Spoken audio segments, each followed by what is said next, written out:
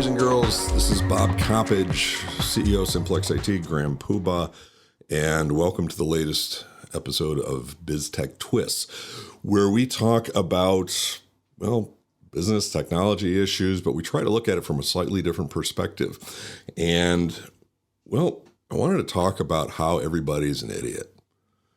Now, I know some of you are thinking, not me. I mean, me personally. I don't know about you. Here's the challenge, is that there are so many situations and circumstances, especially in this divided world we live in, all that kind of fun stuff, where we sit back and we are very quick to judge. We will judge other people. We will judge ourselves. We will judge our family. We will judge our friends. If you have a friend, please let me know what it's like. I've heard it's cool. But we will essentially take a look at whatever action or activities they're doing, and we will find them wanting. They will not be able to do certain things. They will not be able to achieve certain tasks. They will not be able to perform certain requirements, blah, blah, blah. And this ends up, with us being ridiculed, with us being told we're not worthy. We can't do things. We shouldn't be in these positions. We shouldn't be allowed to. This is why we can't play with, grown-up tools. All of this kind of fun silliness. But the bottom line is this. We actually all are idiots. And I want to be clear here. I'm a condescending, arrogant so-and-so, so I will use the idiot term. And I'll use it proudly, and I'll use it for myself as well. Because part of the challenge is this is a complicated world. And complicated worlds require us to do a lot of things that we're not used to doing. And often in using tools or technologies or processes that we're also not necessarily skilled at doing. And the problem is this, is automatically we tend to judge people based on their failures on that.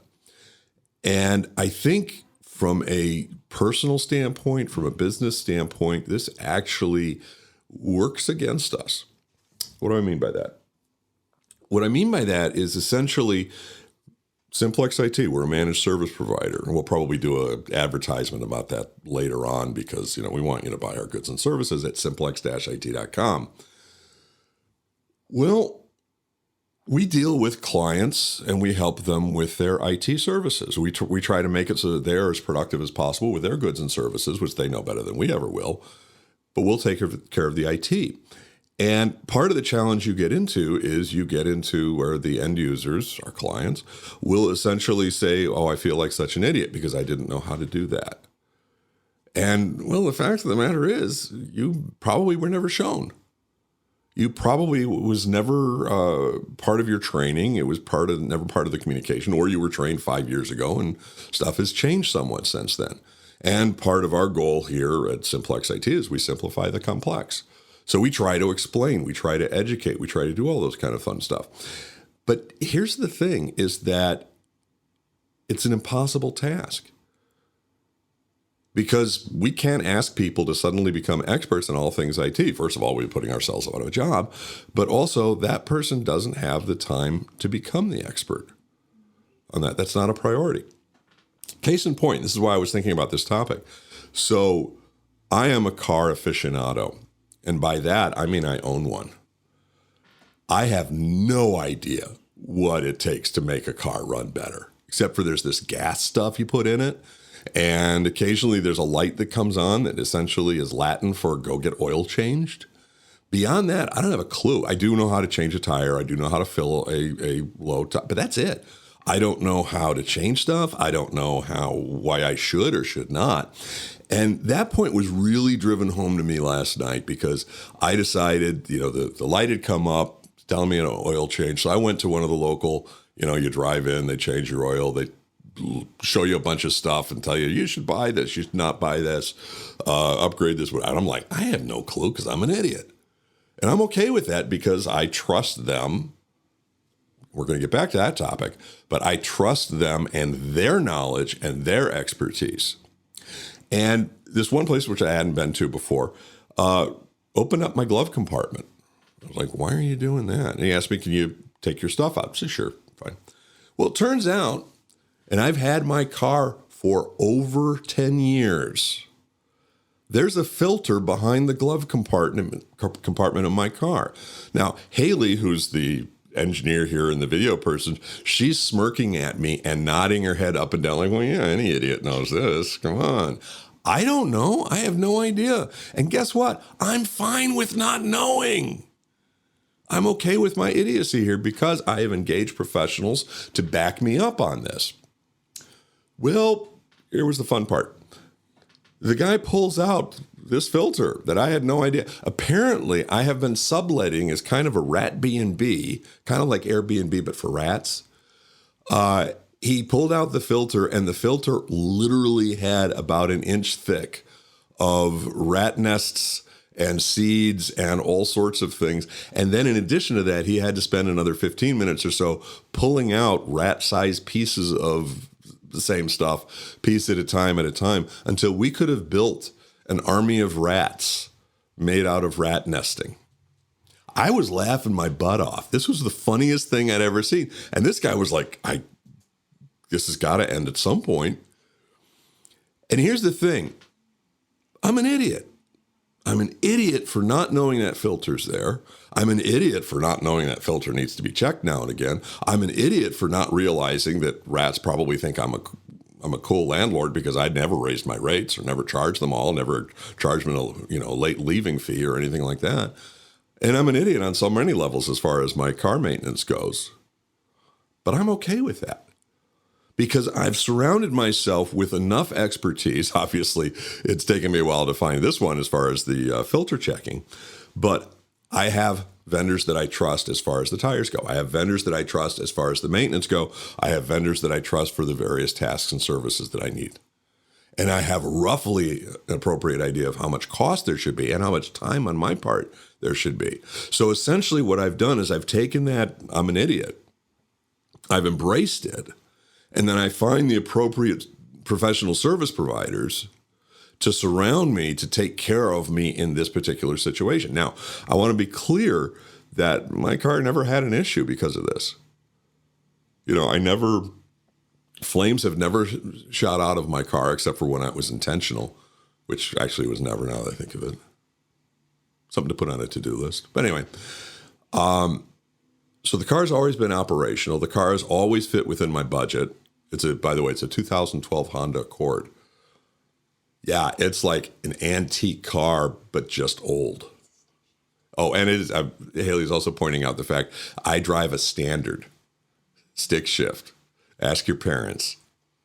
But it's one of those where that's the only. I've never owned an automatic. That's a totally different topic we may get into. Actually, we probably will. Anyway, but the operations of the product has been fine. The budget for the product has been fine. The productivity in terms of that product and services have been fine. So essentially, my idiocy is absolutely, I embrace it. I'm not going to deny it. So I'm not going to try to present myself, because this is where I think a lot of us idiots get into trouble, is where we're not comfortable actually saying, I don't know these things. And we want to come off as if we're the expert. And what we end up with is we end up making bad decisions, or worse yet, implementing bad strategies, or trying to fix it ourselves or the like. And that's the challenge. Now, why does that matter here? Well, it matters here from the standpoint of, now let's talk about IT. When we talk about IT, and especially when we talk about IT for small, medium businesses, that IT is not their product, but a tool or resource that they use in terms of presenting their goods and services to their clients. Often you will have management making IT-oriented decisions in terms of what resources to use. And that could be what kind of software, what kind of applications, what kind of security processes, what kind of training, how much automation do we want to put in place of people, or how much productivity enhancement do we want to give to our employees through their knowledge of how to use these things, so on and so forth. And these are decisions that need to be made consuming knowledgeable resources. So in your case, from a CEO standpoint, you don't necessarily need to know the answer to these questions, but you need to know enough so that you can bring in the appropriate resource to engage in conversations about what the appropriate answers are. So from a standpoint of looking at, okay, I've got 5 people who process X number of widgets a month. Well, what kind of technology can we implement to increase that from 5 widgets to 10? Or to increase the quality or the value of those widgets by 10, 20% or the like? Now, if you're the CEO of that widget manufacturing company, you know what the value of widgets are, or somehow you do, your organization does. But you may not know how well additional IT, additional technology could be applied to increase the value to your organization. And that's why you bring in the people who can help you with that conversation. But then don't pretend to them like you're an expert. Because what ends up happening there is that either A, they end up talking to you and say, oh, okay, you already know these things, therefore I don't have to explain them, in which case both parties make bad mistakes based on bad assumptions. Or they have to discover it during the process, in which case then they've got to undo because, again, based on certain assumptions. So always be willing to be honest about it.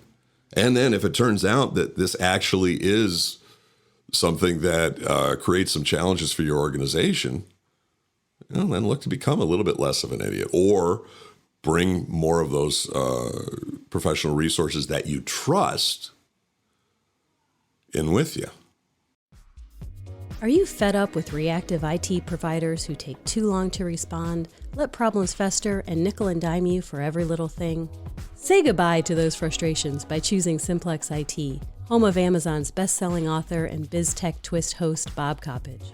As Northeast Ohio's friendly neighborhood MSP, Simplex-IT has been providing top-notch managed and co-managed IT services since 2007, supporting hundreds of clients locally and across the United States. With a managed service provider like Simplex-IT, you'll benefit from proactive maintenance, 24/7 monitoring, and streamlined technology that will help you grow your business. Visit simplex-it.com for more information and to start experiencing stress-free IT today. But what does it mean to be trusting? So often you'll hear that term trusted business advisor, which is one of those things that's horribly overused. And trusted business advisor to me is one of those things where we often use it to explain what the managed service provider gives their clients or any IT consultant or the like, because we can be trusted and we're going to advise you on your business. So trusted business advisor. Okay, cool. But what does that mean? I think it basically means 3 things. Number one is that the trusted business advisor actually is expert enough for your circumstance and situation, and especially in terms of whatever they're presenting themselves as. So using our widget example, that doesn't necessarily mean that your trusted business advisor in IT is going to know everything about widgets. But they know where their knowledge begins and ends, and they can certainly talk about IT as it would relate to a hypothetical widget manufacturer. So that's knowledge, that expertise, absolutely. Number 2 then is the communication skills. And this is one of those where, again, I get back to, Albert Einstein. One of my favorite books that he wrote was an introduction to the general and special theory of relativity, an introduction that anyone can understand. And Al may be a great person, except for the being dead part. But he did not write a book that anyone could understand because he's Albert freaking Einstein. And in fact, I've often quoted, and I don't have it on me right now, the first sentence of his introduction is about a paragraph long and convoluted as all get out. And it doesn't include any math or anything about the science of relativity. It's actually a good book, though, still. So if you have that expertise, but you can't convert it in a value-laden way to business management or to whoever your audience is, it loses some of its value, doesn't it? And this is one of those things, especially from an IT standpoint. And I talk to people often about IT as a career and the like. And there's a difference between someone who is capable of doing great technical things and someone who is capable of helping a business achieve success through consuming great technical things. Because if you're great at building the technical things, but you can't help companies understand what the value is or how to best use it or how to implement it or how to engage it or align it to their business needs, then you're great at building the tool, but the tool's going to sit there until somebody else figures out the best way to use it. And quite honestly, in an IT career, often the person who's better paid and has a better career is the one who can explain it better. So just one of those things to keep in mind when you're looking at your career and all that kind of good stuff. And then the third one is honesty. And honesty is one of those things where it gets hyped and it gets oversimplified. The bottom line is, and I'll be blunt, one of the things I often say to employees when they first start here at Simplex-IT is, if I ever screw you, it's going to be to your face. Okay? And that doesn't mean that I am here to do absolutely nothing but help you. It doesn't mean that I am here, the customer's always right. It doesn't mean anything along those lines. But it does mean that I am going to make them the primary interest, the primary goal, and the primary responsibility as far as I can in terms of the engagement. And there may come a point where I have to say, you're costing me too much versus the value you're bringing to my organization. And we'll get to that in a second. But the bottom line is that there needs to be honesty. And honesty, again, is not blowing sunshine everywhere. The honesty can be, Mr. and Ms. Client, I believe you're wrong in terms of your desired direction or your desired goals and outcome. And I'm more than willing to explain why. But you need to understand that I disagree with you. You also need to be able to say, this relationship is not going to work out. I'm going to help you with this transition, but I can't work with your organization anymore. This is especially true if it's square pegs and round holes. Because square pegs and round holes are both fine things in nature that just don't necessarily work together. And so often, and especially in terms of, because I am very popular on LinkedIn to absolute strangers. And almost every one of them will connect with me saying essentially, Hi Bob, I saw your name on LinkedIn. I can solve all your problems. When you get a minute, I'd like you to tell me what your problems are. Where's the honesty in that? And I think that from that standpoint, when we talk about how do we manage idiocy, it is one of those where how do we engage in such a way that we are maximizing the value we can bring to the other party through recognizing our skills and our resources, recognizing that client's honest needs and honest, I'll say, limitations as far as their knowledge goes with the topic.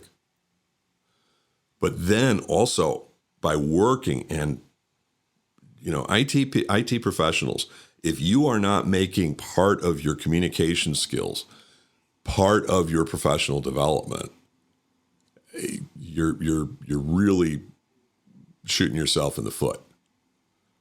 So how can you effectively communicate your findings, your opinions, your strategies effectively so that they will understand it?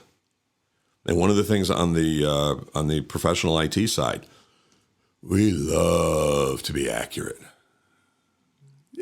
Being understood, maybe. It would probably be nice. And it's something where you could sit back, and I've seen this happen, where someone will sit down and they will explain something, and they will spend 10 minutes explaining how a doorknob works. And someone will basically go, well, or you walk up to the doorknob, and if it's unlocked, you grab it, you twist it, and then either push or pull the door. And the person goes, well, that's correct. But if it's a doorknob that has the following, and you've just lost the client or whoever it is you're talking to. So, bit of rambling on this, but the bottom line is essentially this. You're an idiot. We could sit down and come up with a ton of topics that you have no right whatsoever saying that you're qualified. And in most cases, you probably don't deal with them. So that's no big deal. But in some cases, you do. So are you embracing the fact that you're an idiot? and either making sure that you have the appropriate people engaged with you, or start working to develop a better skill set on those things, or a combination thereof. And then similarly, when you talk with people and you're having trouble getting them to see value in the engagement, are you just saying, yeah, they're idiots, in a casual or dismissive way, without taking a look and seeing how you're actually engaging with them and whether or not actually the idiot is you? So when you hear about Simplex-IT, where does Simplex-IT come from, the name? It's simplify the complex. And that's one of our approaches to the idiot problem, both internally and externally. So we try to engage with our clients and we engage with each other. That's why we simplify the complex. That's why we're always learning, always sharing. That's why you have so many videos, most of which Haley's the one who, works on them in the background. Haley just got back from her honeymoon and her marriage and all of that kind of fun stuff. So I have to be nice to her for another 10 minutes. But that's why we're doing so much. So if you want to know more about that, go to simplex-it.com. Love to talk to you. And as far as this thing goes, though, really, the one way you can absolutely not be an idiot is prove it. And you do that by clicking on bells or thumbs up, because that's what non-idiot people do. And they also share so that all the people that you know that you're not an idiot. And you can even comment on it. And these are things that all the, cool non-idiots do, of which I am neither. Anywho, in the meantime, I'll catch you later. And this is Bob Coppage saying I'm an idiot and I'm really good at it. Catch you later.